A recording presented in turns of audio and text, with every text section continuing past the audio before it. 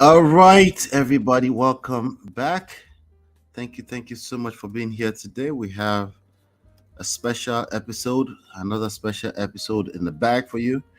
My name is Ola, coming live from my Empire Pro studio on the road, as a matter of fact. I'm mobile right now, but we're still making this happen. So we appreciate you for being here as well. Do us a favor, hit the like button, share, follow, subscribe, all of that. Help us do that. We have stories around the world today. We're going to talk about the UK Prime Minister Sunday Igboho. We're going to talk about Tinubu, of course, Nigerian politics, United States politics, and of course, we're pulling the former president Barack Obama to the pulpit today. He has some things to answer to, I guess. But without any further ado, brace yourselves because it's time to welcome the man who wears two very impressive hats. One as the publisher and editor-in-chief of SharpEdgeNews.com, and the other as a high chief. Yes, you heard that right. He's not just cutting through the news like a hot knife through butter. He's also holding it down as the high chief of Dokwetu of Ayedeogbesa in Akure, Ondo State. So whether he's ruling the newsroom or the kingdom, this man is always a sharp edge ahead.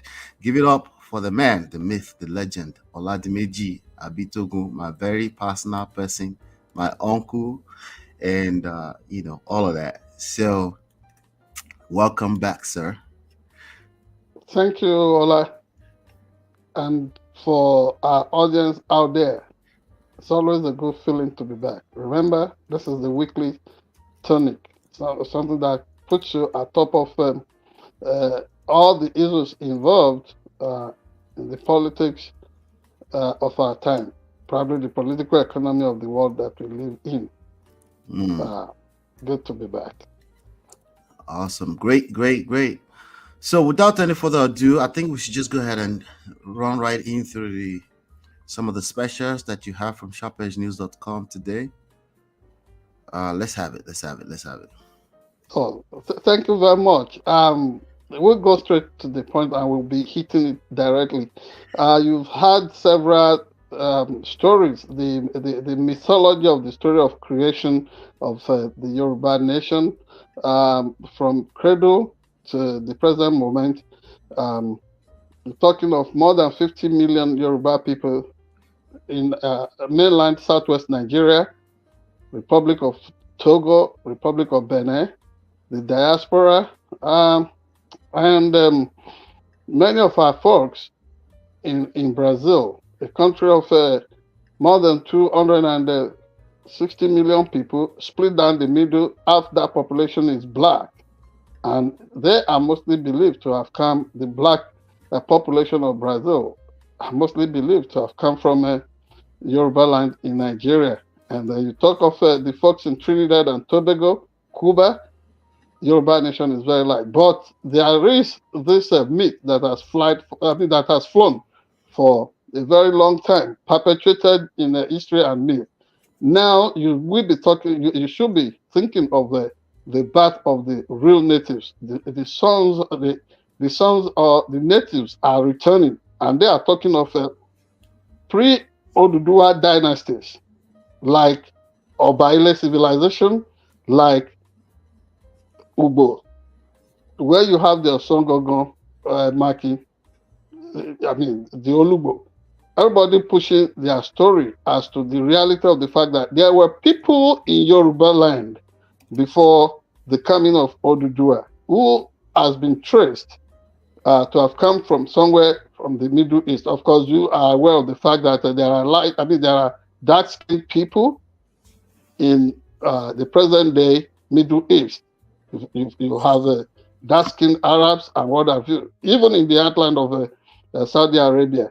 So trace that down the way. The notable historian, Reverend Samuel Johnson, posited that the father of Oduduwa, popularly known in Yoruba land as Lamurudu, may be the personality that was identified as Nimrod in Genesis chapter 10, of the Holy Bible.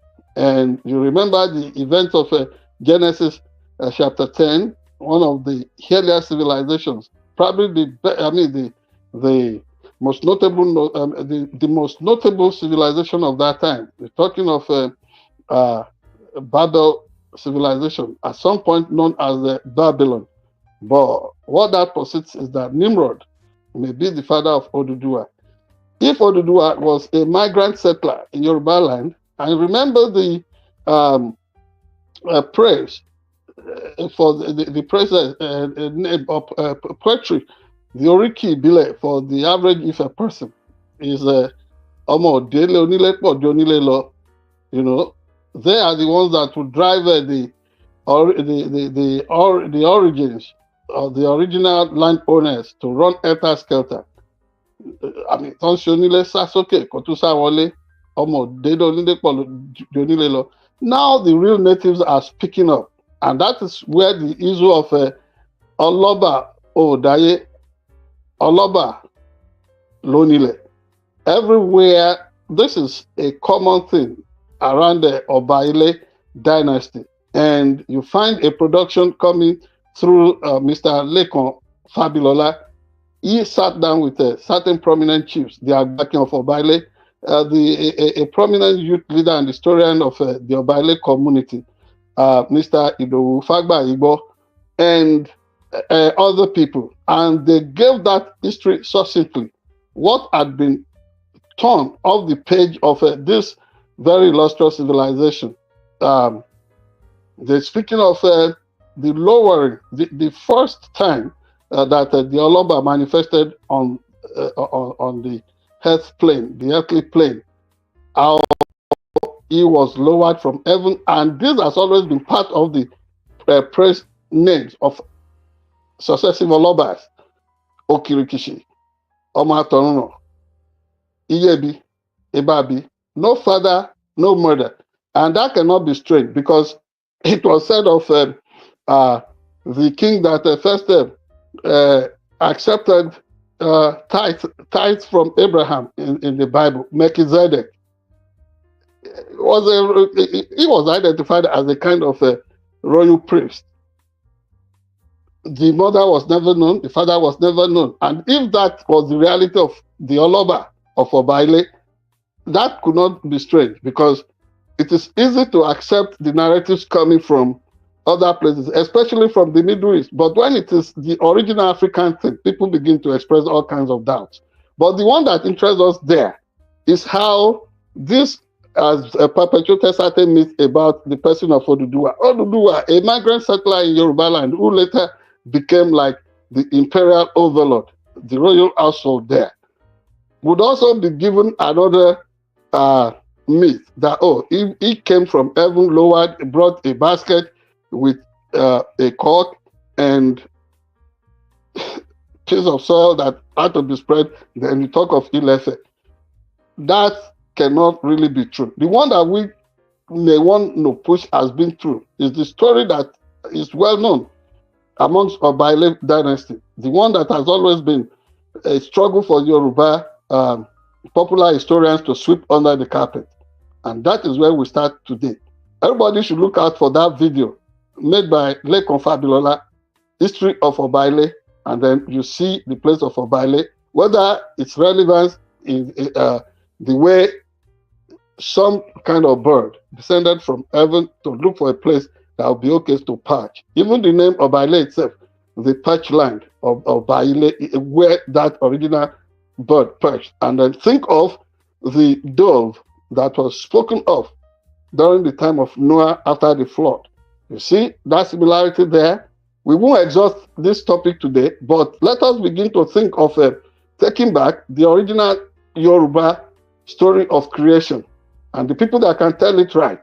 You need to think of grabbing that precious bus ticket now, or you get your Uber, whatever. Go to Obaile, meet the people there, get the original story, and then you will know who you are as a Yoruba person.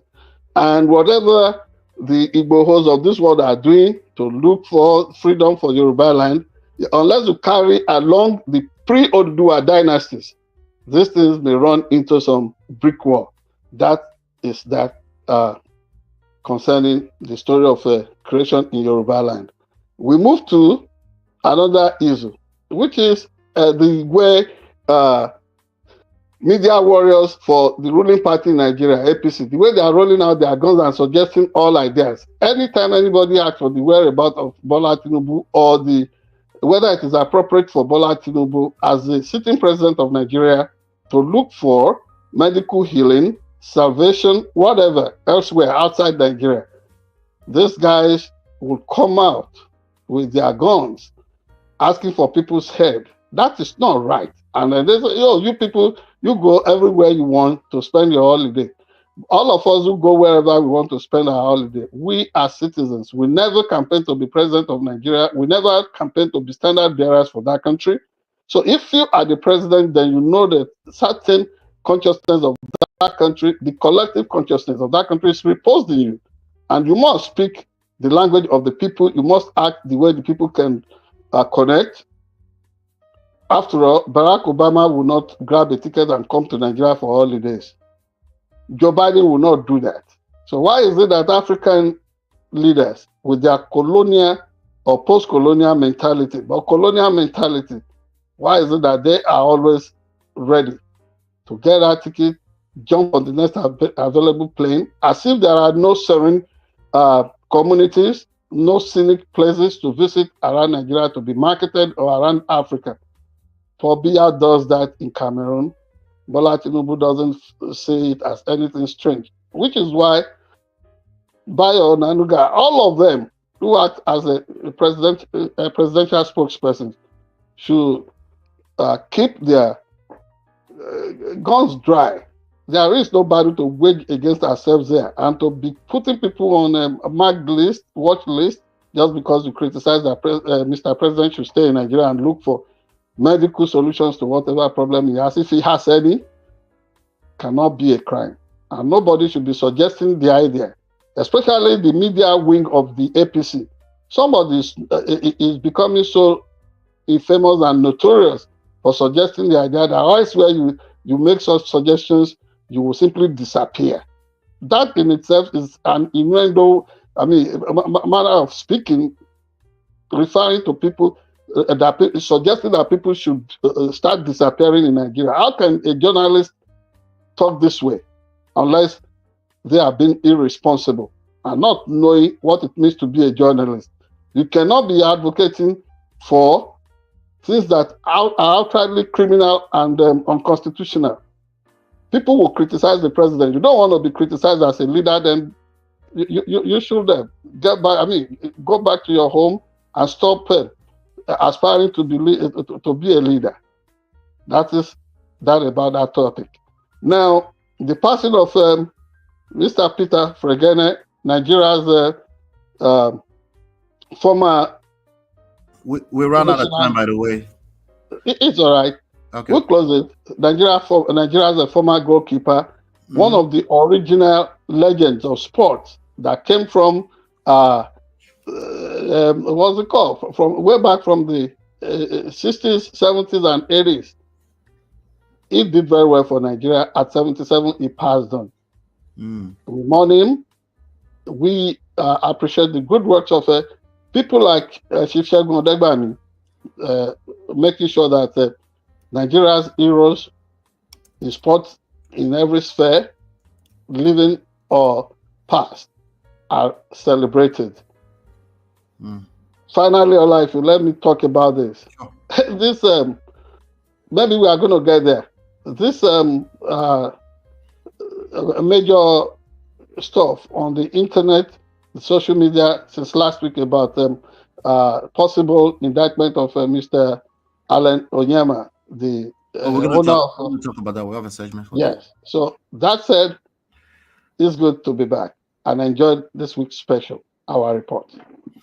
Great. Thank you so much. So that was the person you were just talking about will be in the person of the late Peter Akpo Fregene, right? Fregene, the flying cat. In his 8 days. Yes. It came from the legendary what do they call them? The iconic stores of Lagos. That football team has been on since 1950, and it's still there. But because of the destruction of the Nigerian Premier League, you know what that means today. And Okay. you see the humiliation Nigerian team is suffering in Libya currently because Mhm. of the wrong attitude of North Africans who are reluctantly Mm. embracing their African citizenship. What a shame. But we'll Yeah. talk more about that. We'll talk more about that. All right, great. Thank you, everybody. Thank you, Miss Elizabeth Omotayo in the chat says a man rich in culture and tradition. Kudos. Thank you so much. Hit the like button, share, subscribe, and follow. We have some more stories to cover, and we'll be right back.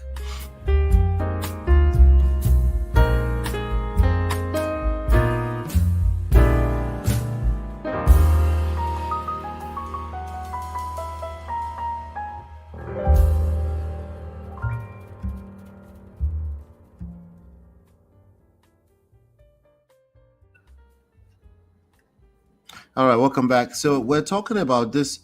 What you may call it? There's this thing going on. There's this story about. I think you're about to jump into it about Alan, yeah, Alan Alan Onyema Onyema. Yeah, Alan and Onyema. Ejiro Egaga.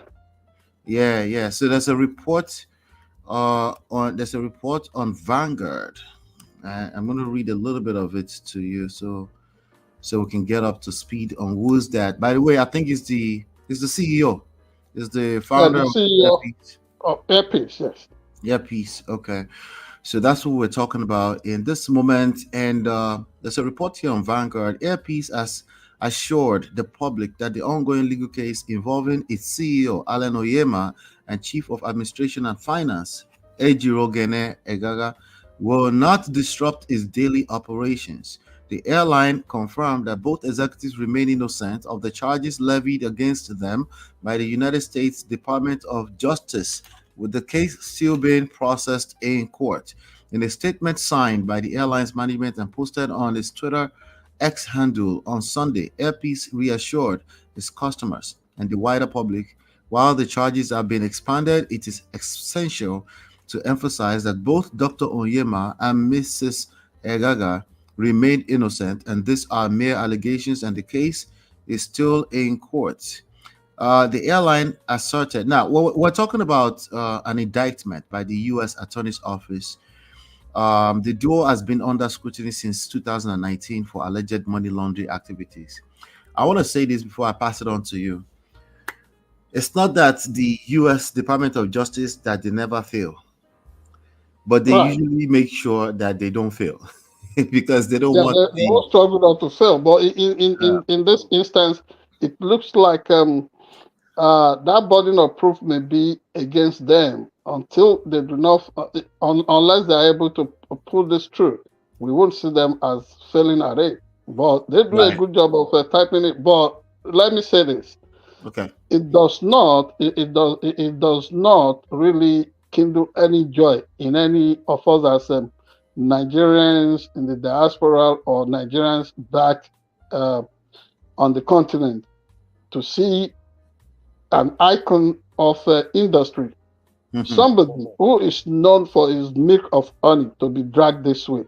Don't forget that uh, a lot of us really love to look at this from the socio political lens of media lynch. I mean, it is what it is. That, oh, as illustrious as Nigerians tend to be wherever they find themselves, the Mm. system will still want to look at them as being tendentious and maybe capable of perpetuating one form of fraud or the other. And the Department of Justice, instead of the frenzy that we have witnessed on the social media in the last 1 week or thereabout, this, the Department of Justice in the United States is even approaching this indictment, this investigation Mm. with caution. They are proceeding with caution about it. And exactly for the reason that I've identified, that let it not be that another black man, another black woman Mm. is being put up or paraded for a kind of a culture of lynching. And exactly for the reason that I've identified, that let it not be that another black man, another black woman is being put up or paraded for a kind of a culture of lynching. And exactly for the reason that I've identified, that let it not be that another black man, another black woman is being put up or paraded for a kind of a culture of lynching. find them guilty even before because of their what's it called, their skin pigmentation. That should not be read. Alan Onyema, do not forget, only sells and receives proceeds of a ticket from his airline operations.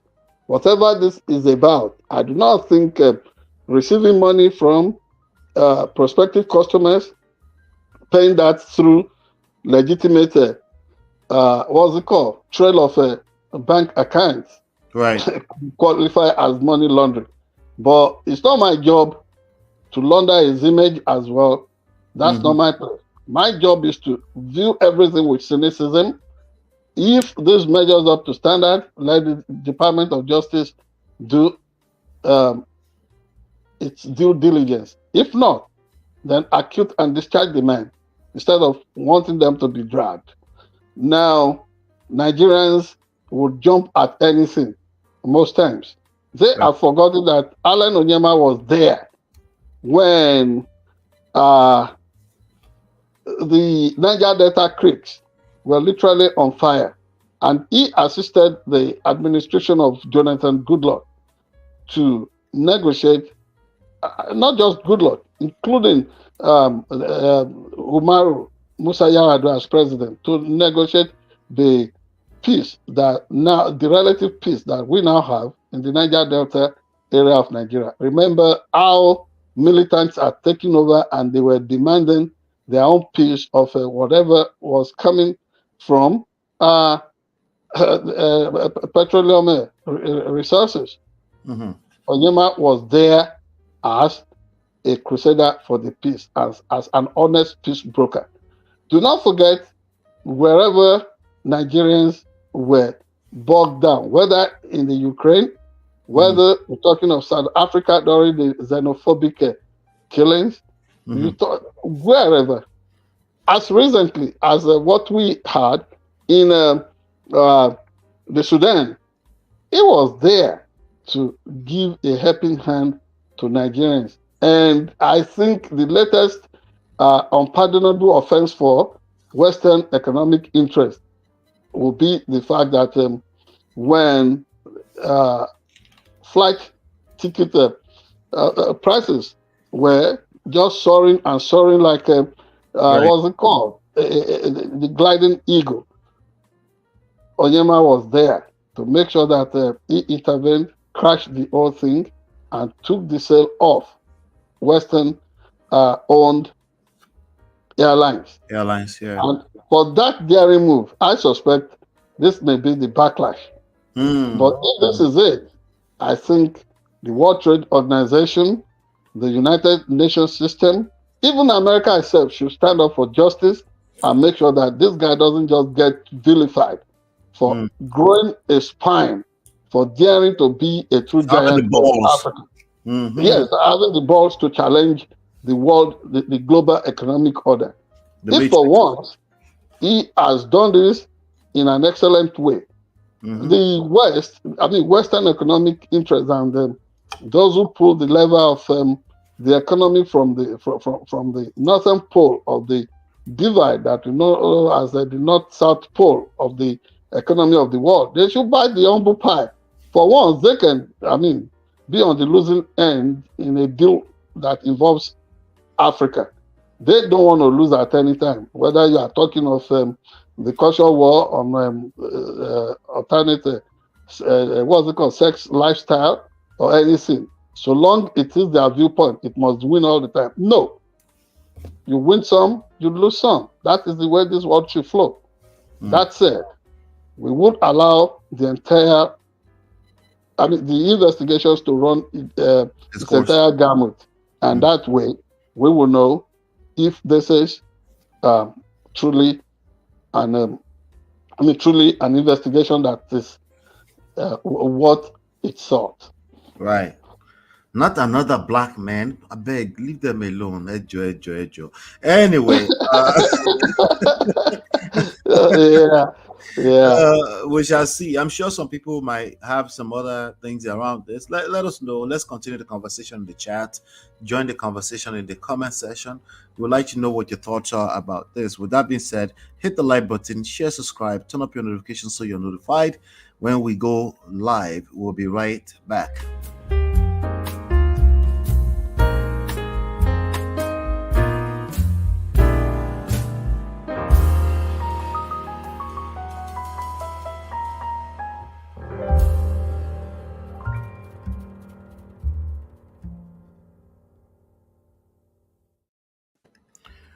All right, welcome back, everybody. So we have this story on the Hill. Obama's shocking warning to black men and Democrats.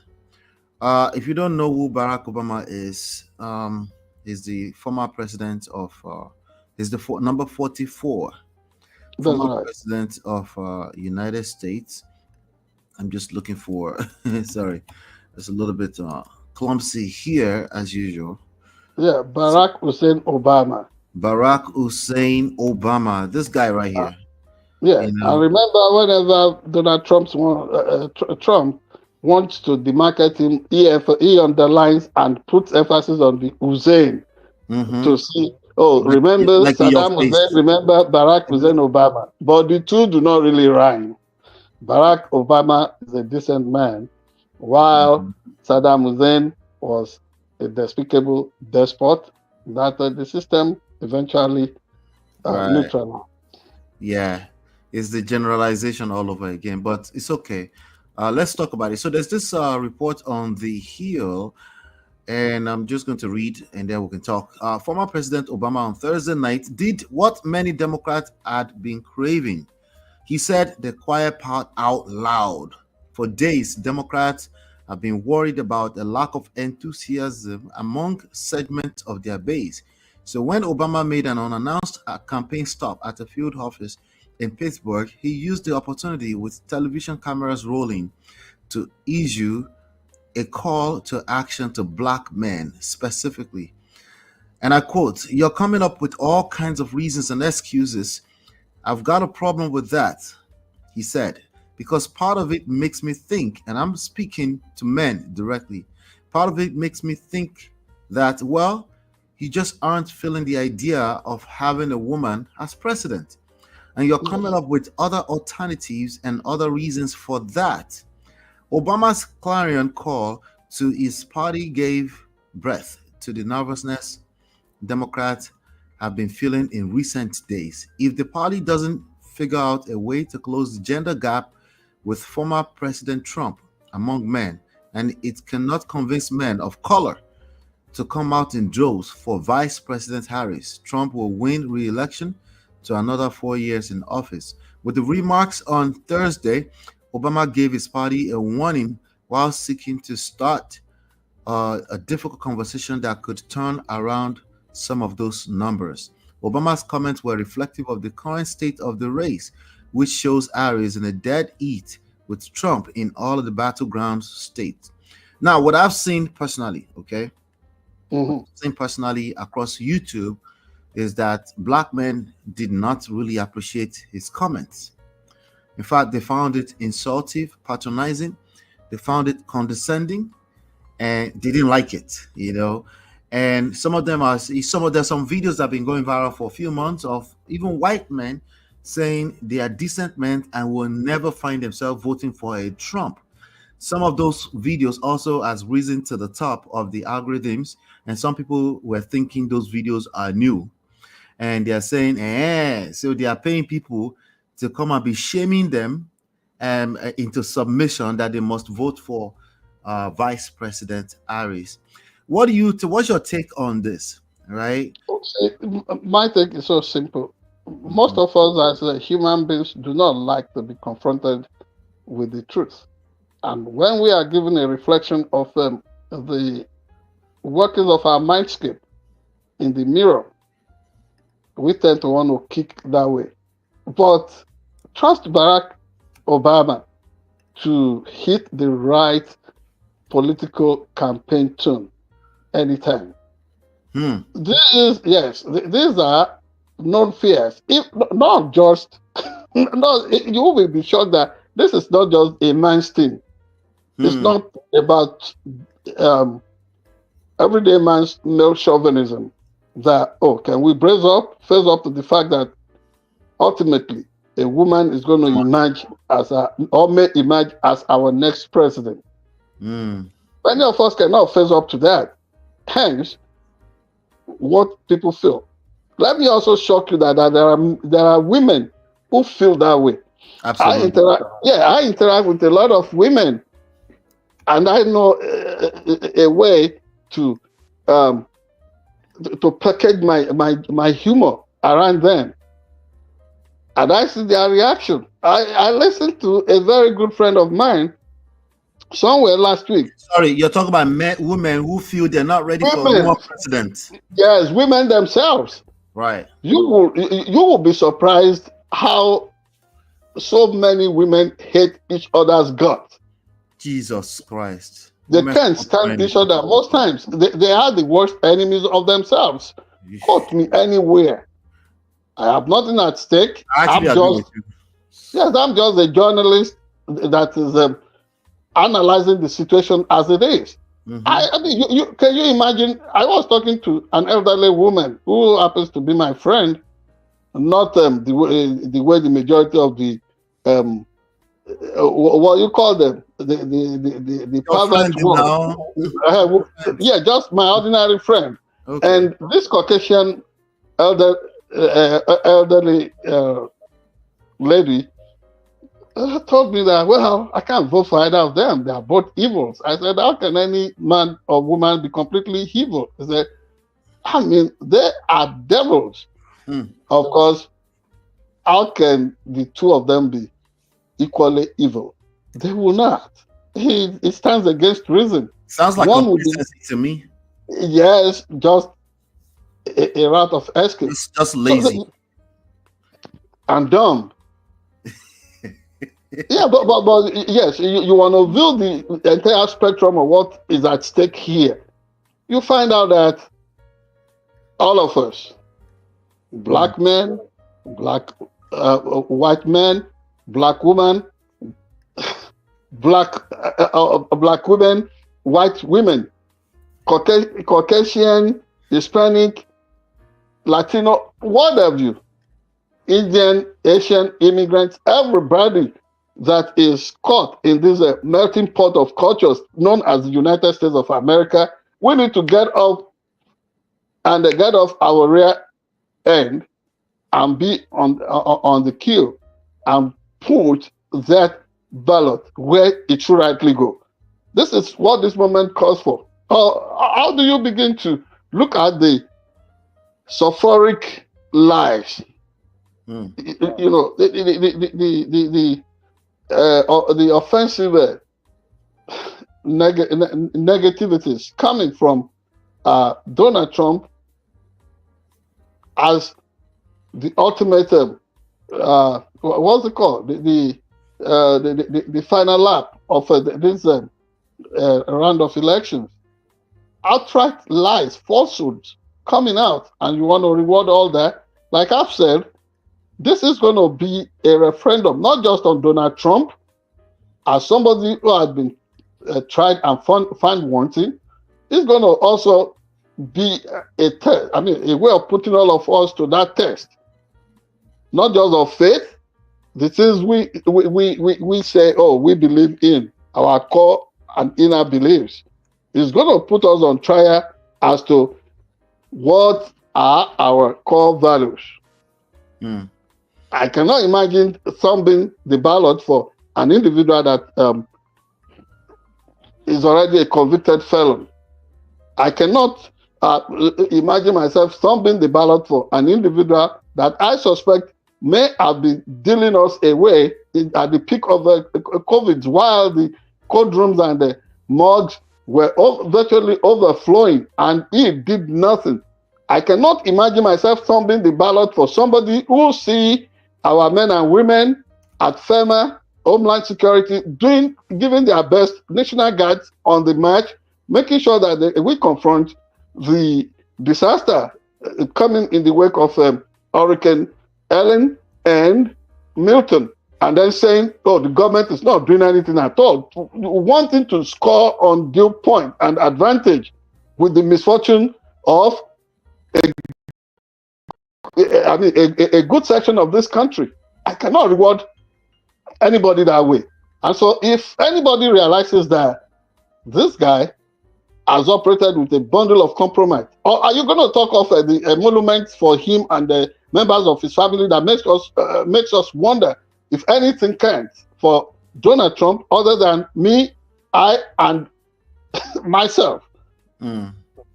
Like the way, like the way he bought the whole post office building in Washington, D.C., turned into a Trump hotel, and they started hosting all kinds of questionable characters, making all kinds of deals right within the precinct of White House. Is that what we want all over? And other things. The implosion of the regular accusation we get the and all these things. And then each time you catch him lying, he's going to talk of fake news, destroy the media.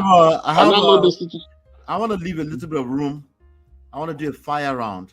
Okay, that's right. We're going to respond to some comments. For now, let's go on to the Sunday Igboho story real quick, and then if we have a little time left over, I want to give you like a fire round session to respond to some of the comments that has been coming to the channel. That would be fantastic and wonderful. All right, good. So for now, everybody join the conversation in the comment. We love the comments coming in. As you can see, we do fire round sometimes. Hit the like button, share, subscribe, follow, turn up your notifications so you're notified when we go live. We'll be right back. Shout out to Uncle Beno. I see you, bros.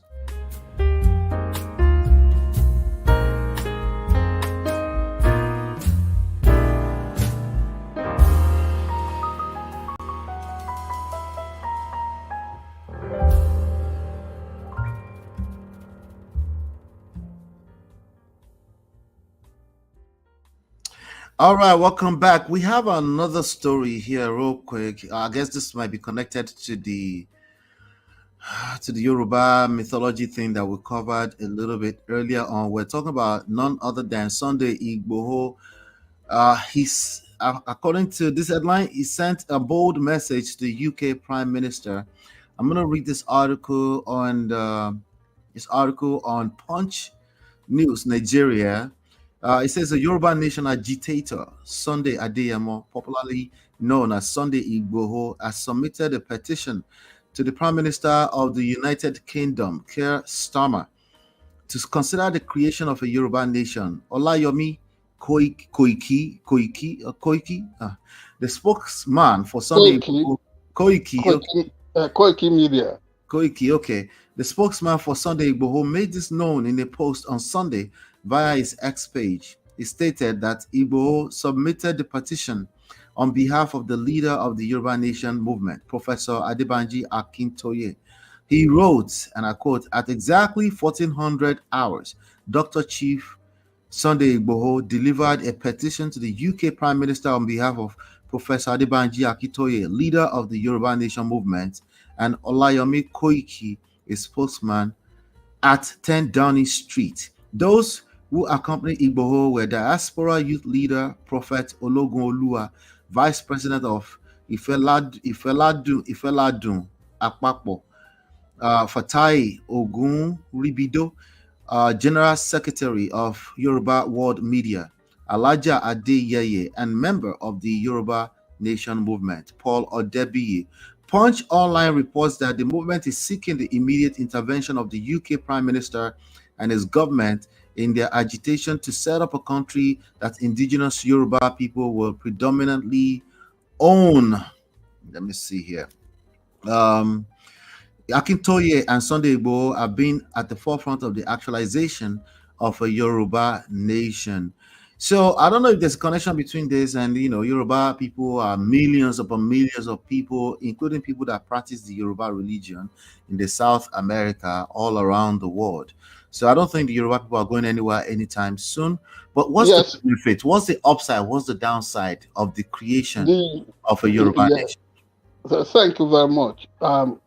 I think what the average Yoruba person, not just the Yoruba person, Igbo person, Efik person, Ibibio person, Edo person, each and person. You're talking of more than 400 tongues and tribes in Nigeria. What everybody aspires for, first and foremost, is the dignity of the human person. And then sitting down, negotiating the terms and conditions of our coexistence as co-equals, not somebody coming with a hegemonic agenda and then making life uncomfortable for every other person or every other national, ethnic nationality within the space called Nigeria or elsewhere.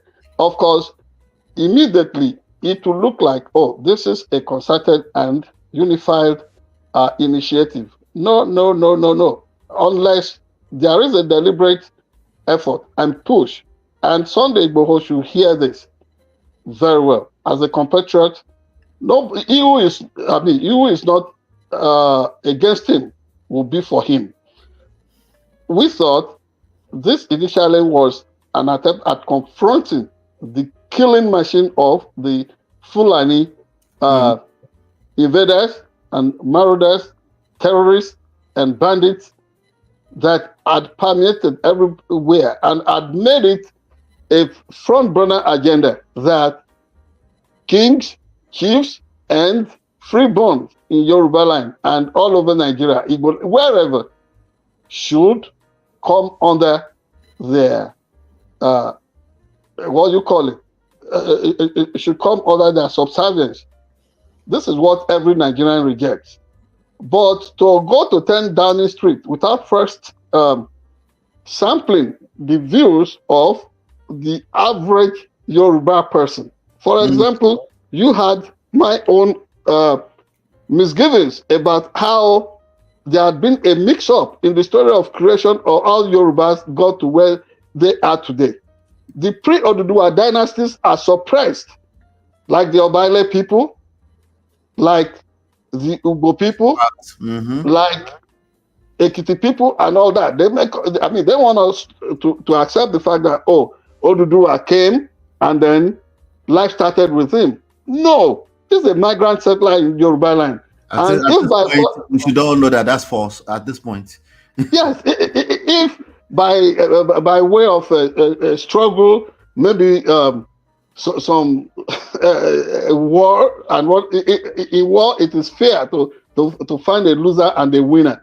If that is how it gained preeminence, that would be okay. But to make it look like, oh, it came and that was the beginning of this in Yoruba land, these things must be discussed. We must come into terms, embrace our worst fears and deal with these fears, which is what the negotiation of the terms and conditions for keeping the Nigerian Federation. Of course, don't mind the aberration, the abuse of the word federation in Nigeria. Since the coming of Aguiyi Ironsi and initially Dr. Nnamdi Azikiwe, something that is already leading to a disaster for the Igbo people, for Yoruba people, for the other ethnic nationalities in Nigeria today. What we have in place is Unitarianism, and that cannot work. You should look at the scientific research done by political scientists like Obafemi Awolowo and World View elsewhere on keeping a multi-ethnic, multi-linguistic society going. That is when we will. That is the only way we can appreciate the enormity of the trouble that stares us in the face. So before you go to Downing Street, 10 Downing Street, the office of the Prime Minister of United Kingdom, the people who himself started the fire of disunity and suspicion amongst brothers and sisters in Nigeria. That is where you want to start the campaign? No. I'd rather look towards what is in place institutionally with United Nations, with other funding organizations, maybe the European Union, but with Great Britain. Great Britain itself is a suspect in the agenda to model up things for Nigerians. So going forward, Mr. Sunday Igboho, yes, he has to stay safe. I don't want to put him in harm's danger. I know that there is a price on his head. I know that the superstructure, the deep state in Nigeria will kill anybody for even daring to want to, reshape things. Like everybody is talking in Nigeria today, having a piece of advice for the people of Guyana that have set aside some money coming from their newfound oil wealth. While Guyana is saying every school should be tuition free, a country of 800,000 people, Nigerian experts who failed when they had their own oil boom, I said, Nigeria traveled that route. It ended in a disaster for Nigeria. Guyana should not do that. It's a lie. Saudi Arabia traveled that route. It did not end in a disaster. UAE and Dubai in particular, they used their oil resources positively, and it has worked for them. In the case of Nigeria, these people are pretending, Nigeria mismanaged by spending money. When was education ever free in Nigeria? Other than the universal primary education idea and the free primary education idea that was first espoused by Obafemi Awolowo, later embraced by the Muritala Obasanjo administration, 1976 to 1979. Other than that, Nigerian elites have always stolen whatever came from the oil boom. They signed all kinds of all kinds of contracts and loan agreements and what have you. The ordinary people did not benefit anything from the oil resources in Nigeria. So Nigerian leaders should pocket, and Nigerian economic experts should pocket their advice and should not misadvise the people of Guyana. Guyana people want to spoil their people with their new oil fund money. That country also has diamond, gold, bauxite. They're doing well. If they take out their 800,000 people who originally were brought there to mine the sugarcane plantations by Britain, so be it. Don't misadvise them, please. And then they always talk of Aramco as the wonder of the world. Aramco originally started as an American oil conglomerate. Saudi Arabia bought into it gradually and later took over the entire assets and liabilities, and today is doing well for the people of Saudi to always look at it as if the oil money is always a curse. That in itself cannot be true. It cannot be true. It depends on how well you plan, how sincere you are with your people. Nigerian leaders have never been sincere with Nigerians. So Sunday Igboho must go back home, not physically. What I mean is that there must be consultations. Those of us whose history, whose story had been suppressed, and they're meant to behave as if we are not the main people in Yoruba land. Of course, you look at the congruity and the contiguity of the linguistic components of the kind of Yoruba spoken from Ilefe to Ilesha, Akure, Ekiti, every other place, all the way to Okunland, Kogi, Igbomina, Egba, Ijebu, you would notice that it will have that kind of coloration of us still having issues, to iron out before we can even launch this and trust it on people who will ultimately betray us, because Great Britain has always betrayed the the natives. People don't like to be called natives. But that is who we are, the original people of the African African land. So let us expand this conversation. If the vast majority of our people say they want this sovereign Yoruba nation, so be it. But let it not be that you win it again, and then the forces that have always dominated in Abuja will come now and show us Shege that has Banza in it. We won't stand for that. Thank you so much. So join the conversation again in the chat. We want to know what you think about this whole thing. The Sunday Igboho Yoruba Nation agitation. Me too, I'm just learning. I'm a Yoruba man, but I'm learning as we go. To see, I know some of our parents are very, very interested in the outcome of this, but join the conversation in the comment section, and we have a fire round comment reactions coming right up. We'll be right back.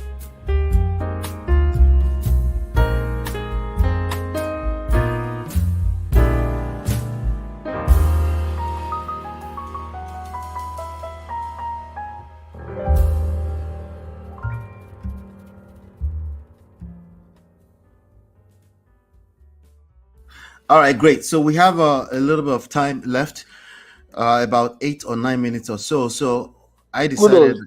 you know, Kudos. we did well today, right? So That's I right. said, let's talk. Let's have a conversation Kudos. with people that are leaving comments with us.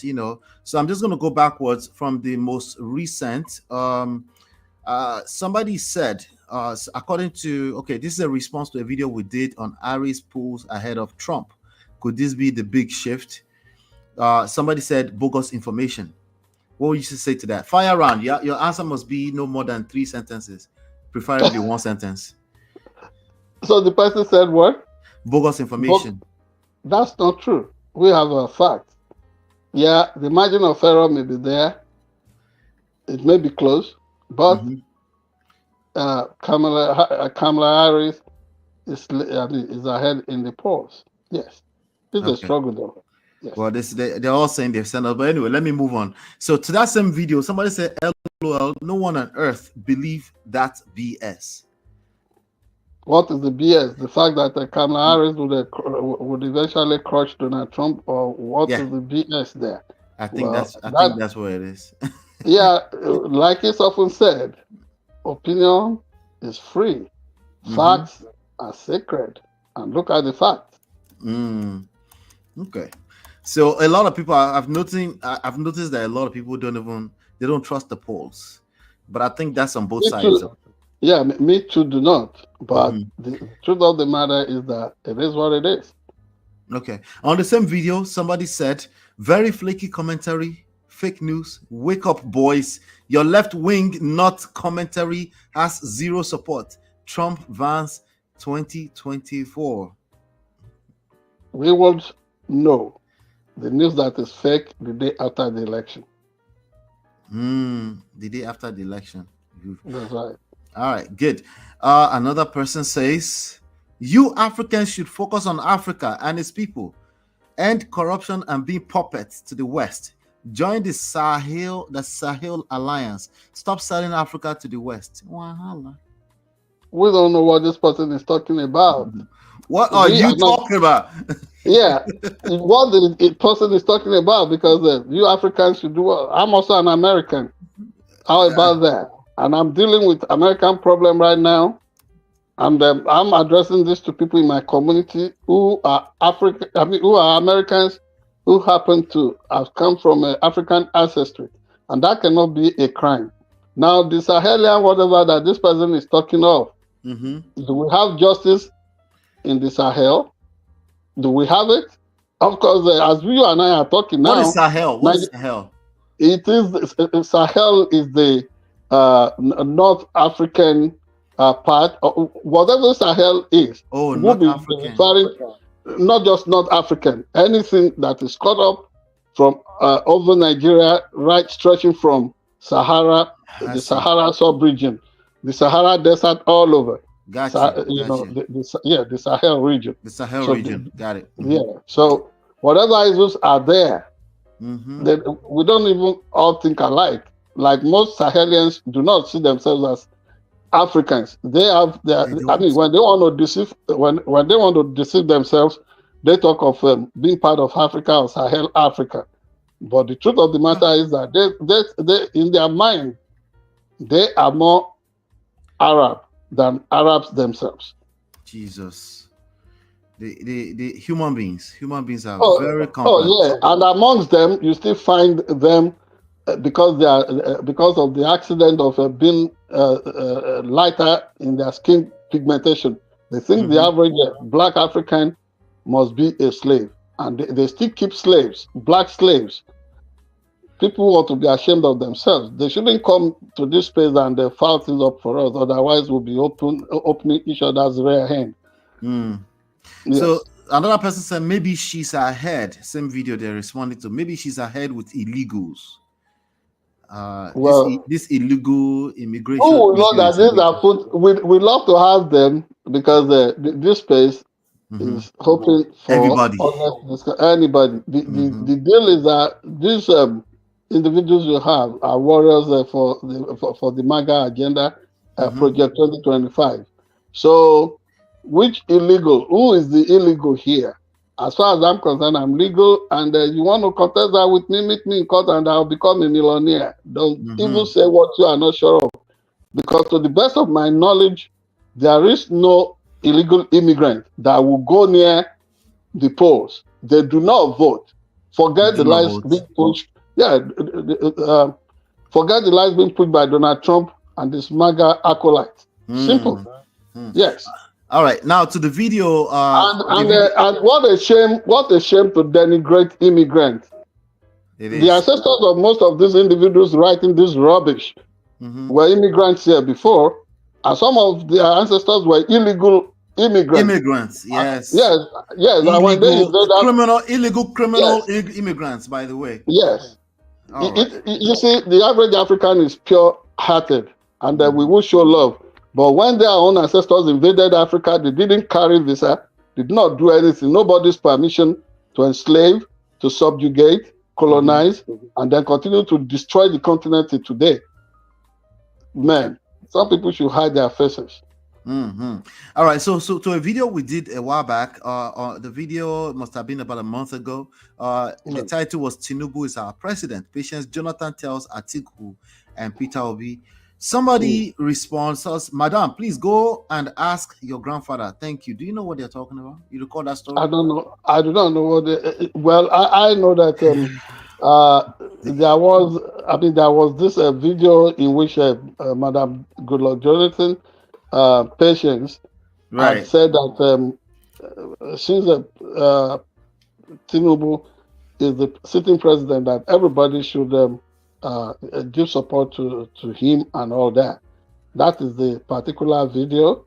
And we were actually talking about the improvement in her style, delivery, and how she used to amuse all of us and all that. So whatever this person is saying, I cannot be part of those that would get overly personal.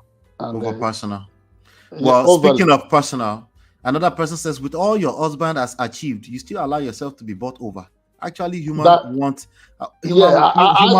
are insatiable, mostly to the greedy ones. What do you say? I suspect that will come, that she will receive such a flag. So, so they're saying she's a sellout. Probably so, because you look at what this folks she's now drumming support for. What they did to demarket Patience Goodluck Jonathan herself and her husband to virtually threaten war if they did not vacate office for them. Then it will make sense, whatever the sentiments being expressed by this person's. All right. Well, we'll run out of time. With that being said, I must not leave the comment section without reading somebody who was positive. Somebody said, let me leave the person's name. Ile Sami Samuel said, "I thank God for your lives, sir." So thank you to Ile Sami for that comment. I appreciate you. I'm deeply grateful too, Mr. Ile Sami. God bless you. All right, everybody, thank you. We run out of time now. We used up the time. Hit the like button, share, subscribe, turn up your notifications so you are notified when we go live. Hopefully, you've been enlightened, educated. We'll see you on the next one. Take care.